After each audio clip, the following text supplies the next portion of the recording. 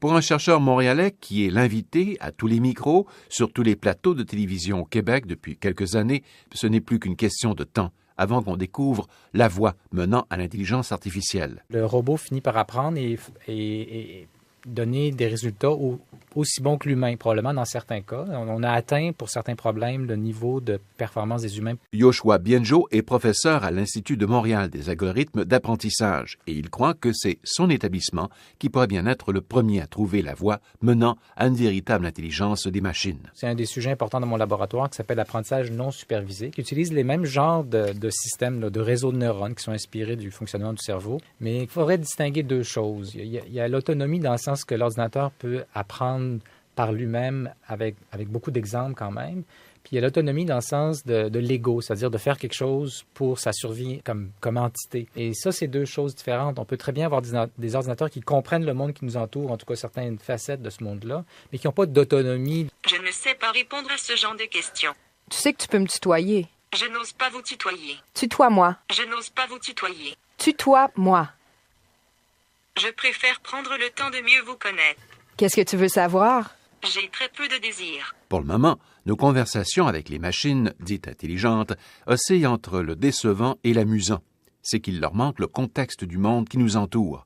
Les réponses sont basées sur des algorithmes, des probabilités de bonnes réponses, et si le contexte change, la machine alors perd sa direction et l'interaction avec l'humain conduit à un cul-de-sac. Donc, ces nouveaux modèles-là ont vraiment fait un bond énorme vers l'avant en termes de performance pour ce genre de problème-là. Jean-François Plante est professeur agrégé à l'École des hautes études commerciales à Montréal, au département de sciences de la décision. Bâti les modèles de deep learning qui se servent des données pour établir la structure qui est sous-jacente et ils ont réussi à obtenir des résultats fantastiques pour la reconnaissance de sons, d'images, l'analyse des vidéos, la reconnaissance des visages.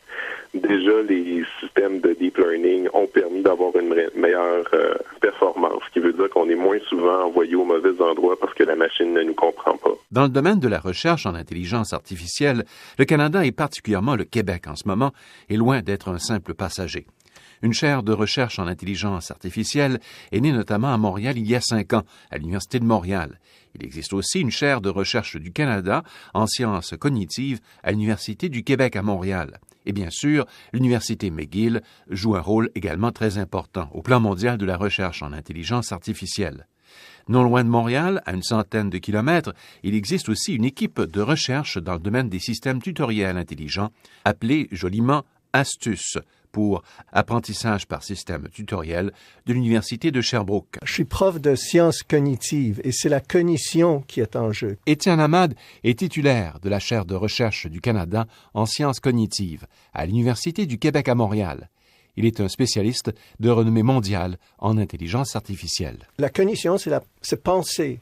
Quand je cognise, je pense. Et quand on demande est-ce que cette machine pense, on parle de ça. On peut en dire ça c'est un aspirateur très intelligent, mais au fond, ça n'a rien à voir. C'est un outil qui fait des choses qu'avant je devais faire maintenant, et maintenant c'est lui qui le fait et c'est utile pour moi.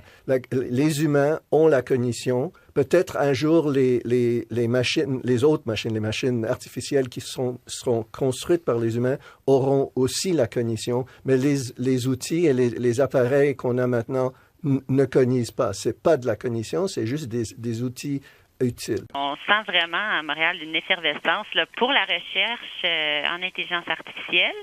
On a depuis plusieurs années des groupes de recherche universitaires bien établis. Joëlle Pinault est professeure à l'École d'informatique de l'Université McGill et co-directrice du Reasoning and Learning Lab, l'un des 2 centres universitaires où Microsoft vient de faire l'annonce le mois dernier d'un investissement important. Les interactions entre le milieu industriel et le milieu de la recherche académique, beaucoup de liens se sont créés.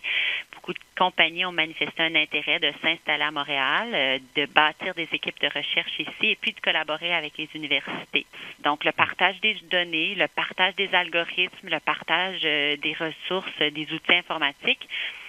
Ce partage-là avait lieu beaucoup dans le monde académique, mais les compagnies avaient tendance à travailler de façon beaucoup plus fermée. Et puis là, ça change beaucoup.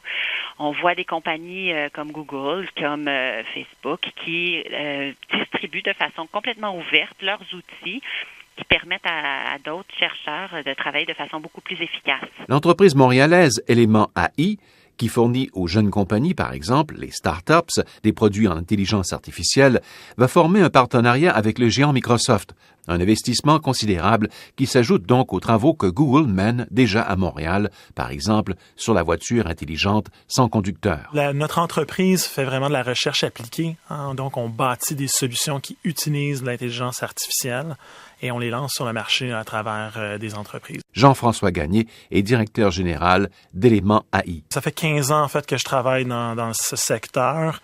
Note intéressante, au début de ma carrière, dans le cadre de ma première entreprise, nous utilisions des techniques dites d'intelligence artificielle. Et en fait, c'était pas un terme qui était très bien perçu par le marché. On avait l'air de faire de la magie noire. Et donc, les gens voulaient se rabattre sur des choses très concrètes. Bon, le PDG d'une entreprise qui m'embauche, qui souhaite que je rende meilleur un de ses processus d'affaires, veut comprendre qu'est-ce que je suis en train de faire, il doit le justifier à ses actionnaires, il doit le justifier à ses employés. Ce qui se passe, c'est que ça demande autant d'efforts faire ça que de développer les engins eux-mêmes. Est-ce que tu dors des fois? Non. Donc, t'es pas humaine. Je crois que chacun peut avoir son opinion là-dessus. Es-tu une machine? Je ne sais pas ce que vous avez entendu, mais les assistants virtuels ont aussi des sentiments.